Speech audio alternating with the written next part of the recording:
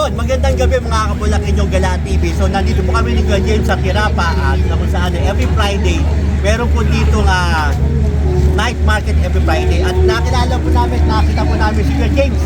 Ito po ay talagang tumutulong sa mga Pilipino na nangangailangan po ng trabaho dito sa New Zealand. So papakilala ko po sa inyo si Kuya James, pero siya na po magpapakilala ng kanyang personal sa sarili para po at least makilala niyo po tayo ng personal si Kuya James. So Kuya James, pwede po bang ipakilala ang iyong sarili para po makilala ng mga Pilipino gustong mag-apply dito sa New Zealand? Mga ulit yung ano mo? Bulacan yung Gala TV. Bulacan yung ano eh? Bulacan yung Gala TV. Bulacan yung gala. Ay, TV, yan. Bulacan yung Gala TV. Galang-gala si Bulacan dito sa ano ha. Si Kuya James po, yung aking Facebook na Ask Kuya James.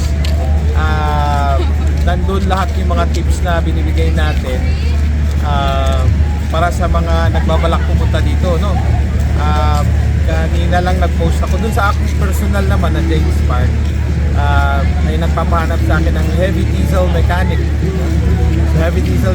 So, and then may nagpapahanap ng hapon may na-hire kami na fiberglass na machine operator.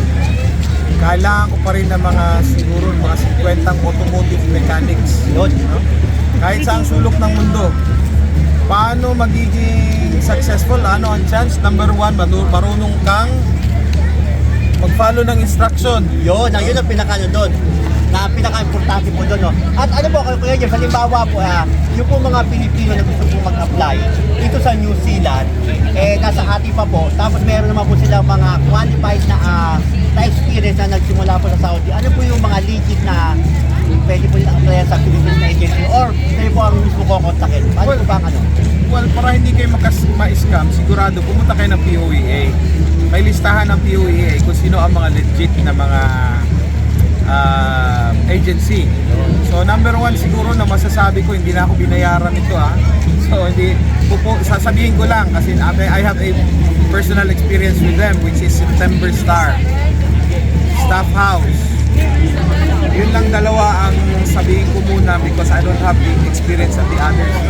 Just naman Power is also one. So yun ang mga legit na mga agency na puntahan nila. Otherwise, mag-ingat kayo sa mga direct hire.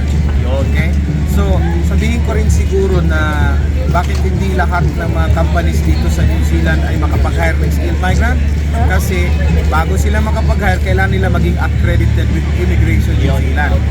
Hindi lahat. Kahit mag-direct ka pa mag-apply sa SIG or trade fee, hindi ka ma-hire because they are not accredited.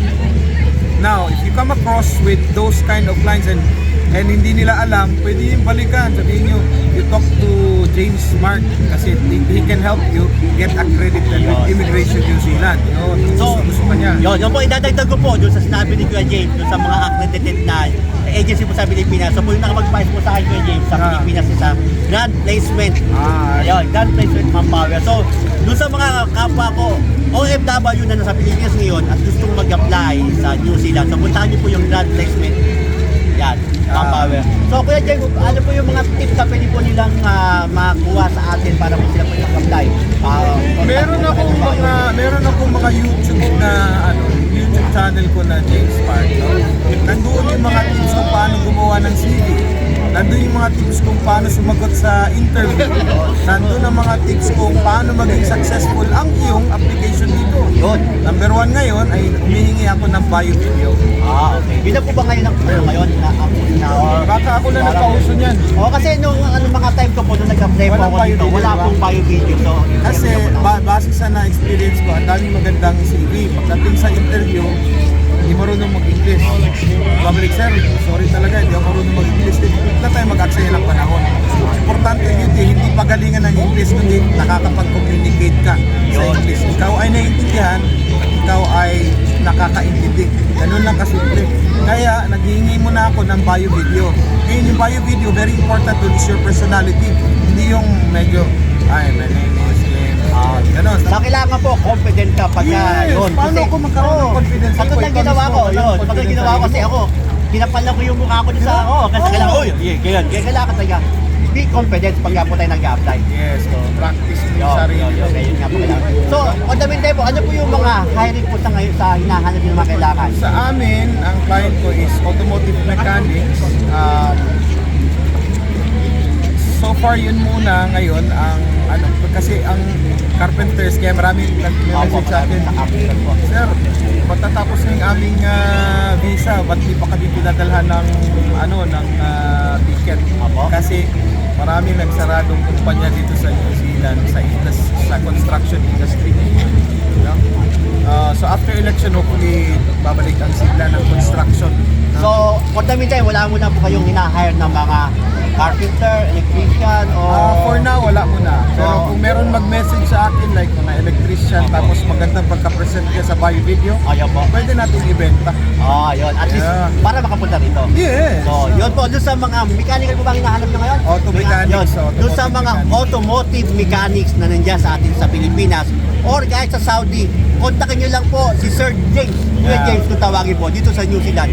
Siya po ay napakabait na tao. Napakarami na po niyang natulungan na kapwa po natin OFW at kapwa po natin Pilipino. So, kontakin nyo po siya. Kuya James, pwede po po ibigay mo ang iyong Facebook para po sakaling kontakin Ask po nila kayo. Kuya James. Yan, napakasimple lang. Ask Kuya James. Yun, ask Kuya Tanong James mo kay po. Kuya James kasi marami siyang mga na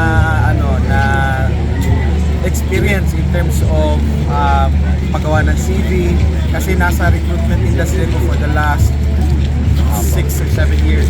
So yung ginawa ko na kaya marami nang pasalamat. Kuya James, nandito na ako sa New Zealand dahil sa tips na binigay mo. Hindi man ako na-hire pero nandito na ako, which is good. Kaya it's very important you follow instructions. Hindi na yung how. Nandyan na ang mga informasyon lahat. Napanood ko po yung yung huling video niyo po, napanood ko napakarami siguro mga 10 Pilipino po yung dumating na bago niyo pong hire. So, salamat Kuya James at natulungan natin yung kapwa natin Pilipino. Napanood ko po yun sa inyong video. Yun. So yun, at saka paano gumawa ng CV, very updated ang CV, that's very important. So nandun sa YouTube channel lahat na Kuya James TV.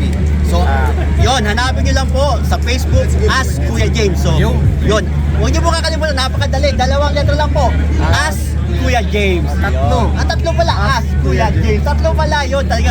Yun, mga kabulakan yung Gala TV. Ang swerte natin kasi, sabi ko nga sa inyo, maghahanap tayo ng tao na pwedeng tumulong sa atin na gustong mag-apply dito sa New Zealand. At meron na po tayo. Eto nga po, si Kuya James. Napakaswerte natin ngayong gabi na to. Kuya James, maraming salamat sa iyo at pinagbigyan mo at Maraming pinulakaran salamat, yan. Sana malaking makita yung po gala. tayo. Yun. So, meron po nga YouTube si Kuya James. Ano po yung pangalan sa James YouTube? Smart. James Smart. Yun. I-follow niyo po si Kuya James sa kanyang YouTube. James Smart. Guys, so. Ask Kuya James mo ng pangalan. Ask Kuya James din po dito pala. Yun. Tama, ask Kuya. Paano maging successful yan?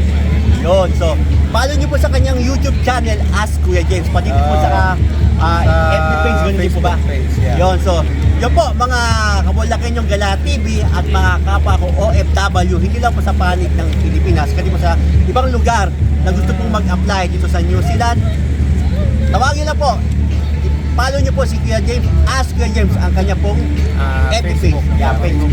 Maraming salamat po. Sana po magkita po ulit tayo. Yep. Okay, all the best. Bulacan yung Mga gala. Gala TV, Huwag ito lang po. masyadong gumala. Salamat mo. Pag gumala, huwag guminom ha. Ayun, ito lang. Alright, sige. Shut the hell up and get